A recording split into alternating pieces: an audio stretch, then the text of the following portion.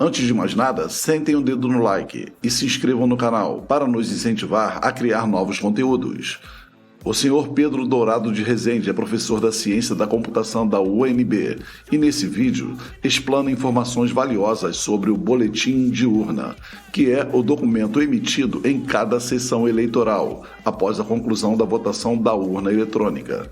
Esse boletim traz as seguintes informações dos dados registrados na urna: total de votos por partido, total de votos por candidato, total de votos nulos e em branco, total de comparecimento em voto, identificação da sessão e da zona eleitoral, hora do encerramento da eleição, código interno da urna eletrônica e sequência de caracteres para a validação do boletim.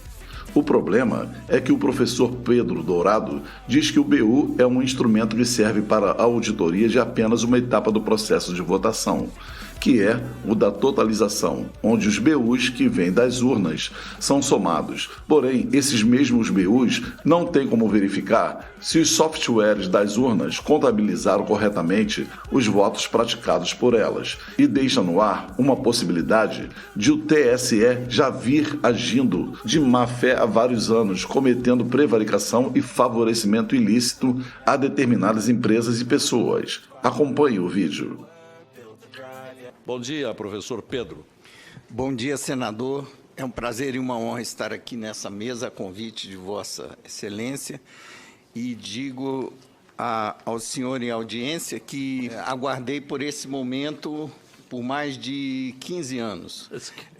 Na época em que essa comissão era dirigida pelo senador Demóstenes Torres, ele nos recebia como especialistas organizados espontaneamente na sociedade civil, na forma de comitê multidisciplinar independente, da qual nós três que estamos nesta mesa como convidados fazemos parte, nos ouvia atentamente no gabinete, em privado, mas durante as audiências públicas ele sempre negava a nossa presença como convidado.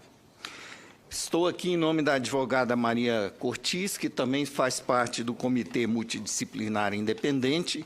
Acho que me cabe, nesse momento, diante da manifestação já exarada pela plateia, apresentar um pequeno contraditório técnico a respeito do que foi dito aqui na abertura.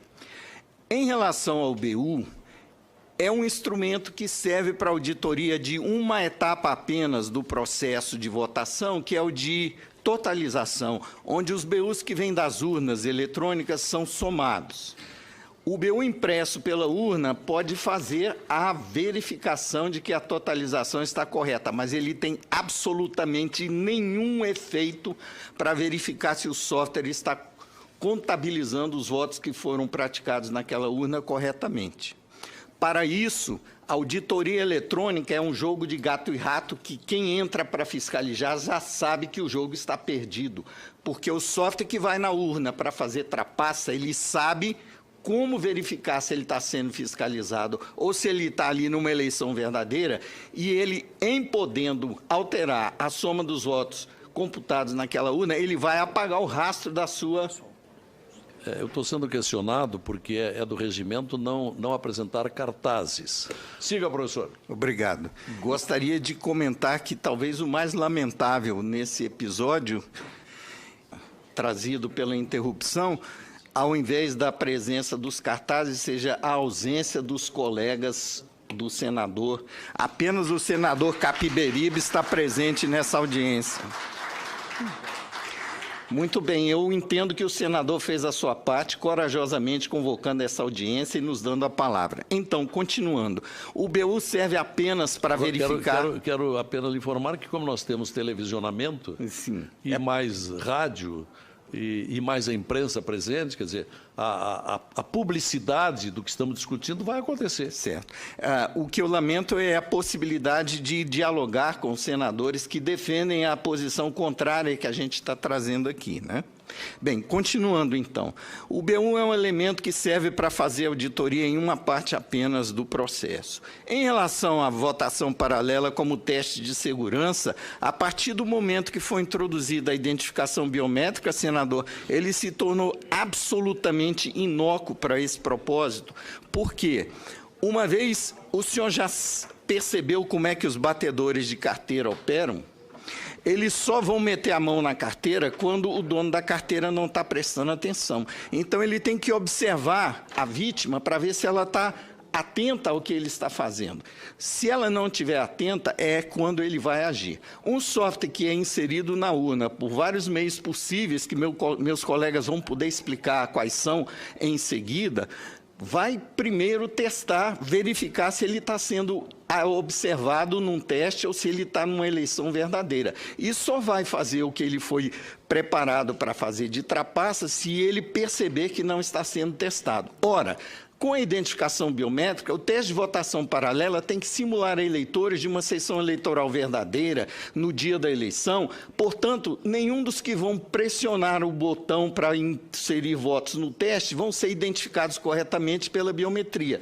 Neste caso, a urna que tem identificação biométrica vai dar 100% de falha de identificação biométrica durante o teste. É claro que uma linha de programa apenas é suficiente para detectar que o software trapaceiro está sendo submetido a um teste nesse momento e ele vai ficar quietinho, não vai fazer a trapaça. Entender isso como um teste de segurança é tentar enganar o eleitor que tem alguma capacidade de raciocínio. E isso é uma afronta do ponto de vista técnico, continuar insistindo que o teste de votação paralela continua sendo um mecanismo de auditoria. Continuando, estamos aqui para... Minha função, basicamente, é relatar o que houve em relação ao processo de cumprir a lei que exige o voto impresso como um mecanismo de verificação pelo eleitor de como o seu voto pode ser contabilizado. A lei foi aprovada em 2015 e a primeira iniciativa da Justiça Eleitoral para cumprir a lei, a partir daí, foi um contrato sem licitação para uma entidade sem fins lucrativos, chamada Flextronics, fazer um modelo de votação eletrônica com voto impresso. Um contrato de 7 milhões de reais que foi cumprido à risca pela empresa ou pela entidade e que produziu, conforme especificado no contrato, 30 protótipos de uma urna que imprimiria votos. Mas, ao preço de R$ 3.700 cada nova urna, um desperdício totalmente desnecessário, que só faria sentido se a impressora fosse fazer parte do sistema de votação como um dispositivo desacoplado da urna, que teria que ser integrada ao sistema de votação por um mecanismo de comunicação que podia ser interceptado por eleitores. Ao passo que, em 2002, quando a lei precisou ser cumprida, a solução mais óbvia e simples foi a de acoplar a urna fisicamente à impressora, conectando fisicamente, de forma elétrica, a impressora à urna, para que não fosse necessário replicar todo o sistema de contabilidade de votos e de proteção eletrônica que a urna já tem para essa impressora. Tanto é que a urna atual, sem impressão do voto, já tem uma impressora que faz parte da urna, que imprime o BU. Todas elas têm.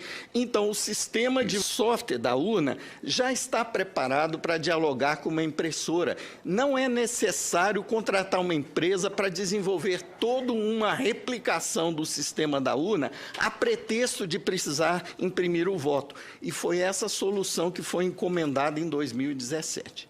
Quando foi entregue o protótipo, o 2016, está me corrigindo aqui o doutor Amilcar. Quando foi entregue os protótipos, houve uma audiência na Câmara, se não me engano, né, em que foi levantada a questão que, em 2009, quando a lei vigia, que exigia o voto impresso, foram contratadas a compra de 150 mil urnas que não previam a inclusão da impressora do voto. O TSE foi questionado por que ele não estava cumprindo a lei que exigia impressão do voto na compra de 150 mil urnas, e a resposta que o TSE deu através de um comunicado oficial, comunicado 10, número 10 daquele ano, era de que o modelo que estava sendo licitado já vinha configurada para receber um módulo de impressão de votos acoplável a ela, em que, portanto, quando fosse o caso, seria compradas as impressoras como um dispositivo adicional que seria acoplado à urna. Bem, então, quando isso foi trazido à tona agora em 2017, o TSE simplesmente ignorou que já tinha gasto 7 milhões com um modelo caríssimo, desnecessário, e fez um edital que foi uma verdadeira afronta à soberania nacional, porque um edital praticamente dirigido, porque fazia exigências desnecessárias para fornecimento de venda casada de material de papel, inclusive, com características desnecessárias de durabilidade, etc., e que foram, de certa forma, direcionadas para que nenhuma empresa que fabrica simplesmente impressoras pudesse ganhar essa licitação. O senhor permita, como o senhor está entrando de rijo na questão fundamental dessa audiência pública, que é a parte técnica. Sim. Então, permita que eu lhe interrompa e faça uma ou duas perguntas. O senhor está dizendo que 150 mil urnas já estão preparadas para impressão, já estão acopladas a impressoras? Caso a informação fornecida pelo TSE na ocasião seja verdadeira. Bom, quantas urnas o Brasil tem? Eu vi outro dia escrito num jornal que seriam 600 mil urnas. O doutor Amilcar é a nossa enciclopédia ambulante do Comitê Multidisciplinar Independente. Em relação a números e datas, ele é a nossa fonte principal. Então, quantas urnas, professor Amilcar? Atualmente tem em torno de 600 mil urnas. 600 mil urnas. Então, vamos ficar com esse modelo que o professor Pedro Rezende citou, que é o modelo de 2009, foi primeiramente comprado a 150 mil, mas depois foi complementar a Essas licitação. estão prontas para... Estão prontas, tem mais de 400 mil dessas urnas. Quantas? Mais de 400 mil. Olha, para mim, pelo menos, o senhor está dizendo uma novidade.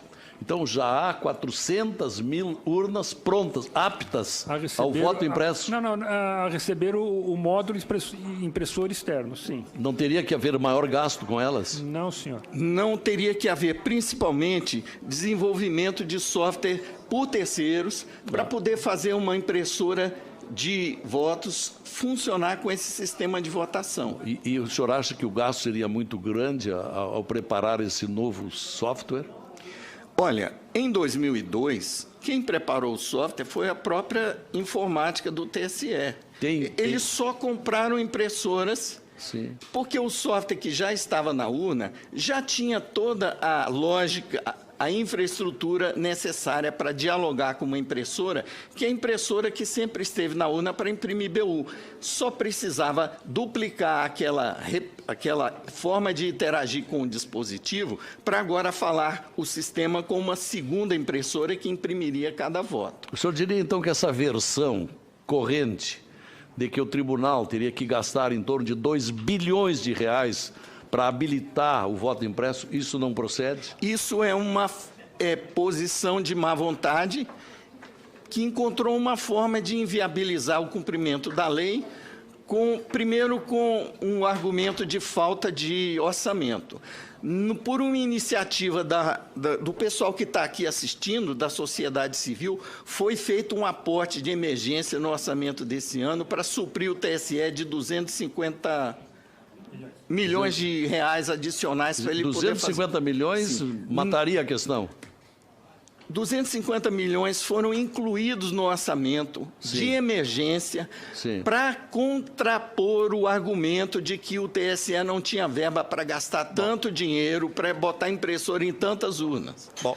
O que aconteceu depois, no edital seguinte desse ano, foi um contrato de 62 milhões, que não gastou nem um terço do orçamento que estava disponível. Perfeito. E que estava, digamos, cheio de especificações desnecessárias para cumprir a função que é imprimir votos. O senhor cumpriu o prazo até aqui, mas o senhor será convidado, interpelado seguramente mais adiante sobre o tema. Ok. Por enquanto, obrigado por sua participação. Presidente, pela ordem. Presidente. Capiberibe.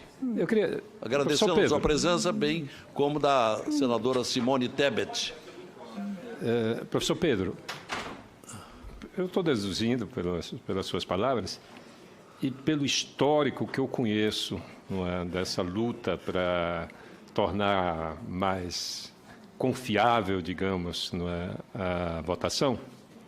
Até porque nós já tivemos leis que introduziam o voto impresso, essas leis foram contestadas, não é? E agora, de novo, há uma resistência. O TSE não quer imprimir o voto, é isso? Senador, infelizmente, eu acho que é muito pior que isso. Porque o edital que foi feito, a pretexto de cumprir a lei, que terceirizou praticamente tudo, basicamente abriu o cofre de segurança do sistema eleitoral brasileiro, em troca de um simples termo de sigilo, para que uma empresa estrangeira que ganhou a licitação pudesse conhecer todo o nosso sistema, inclusive o material criptográfico, que é, digamos, o alicerce do mecanismo de proteção que a Justiça Eleitoral alega ter construído no seu sistema, para que essa empresa possa desenvolver um sistema de impressão do voto integrado ao sistema que existe hoje para as urnas eletrônicas, sendo que não haveria nenhuma necessidade de entregar o código do sistema eleitoral para uma empresa que tem como responsáveis 3 venezuelanos e um português, que não tem nenhum compromisso com a legislação brasileira, inclusive de cumprir o tal termo de sigilo sobre o conteúdo do material dos sistemas que eles receberiam a pretexto de desenvolver o voto impresso. Isso, o que está no edital de licitação para implementar o voto impresso esse ano, a meu ver, é um ato de traição à soberania nacional.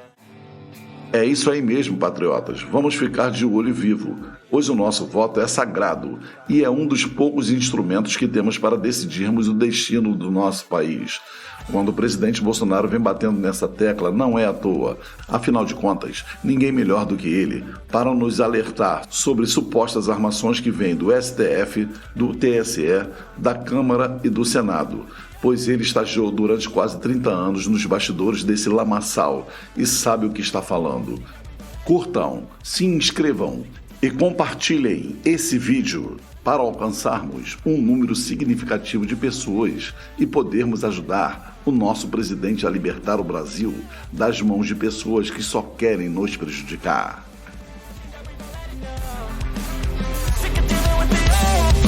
They know that we're causing it wrong.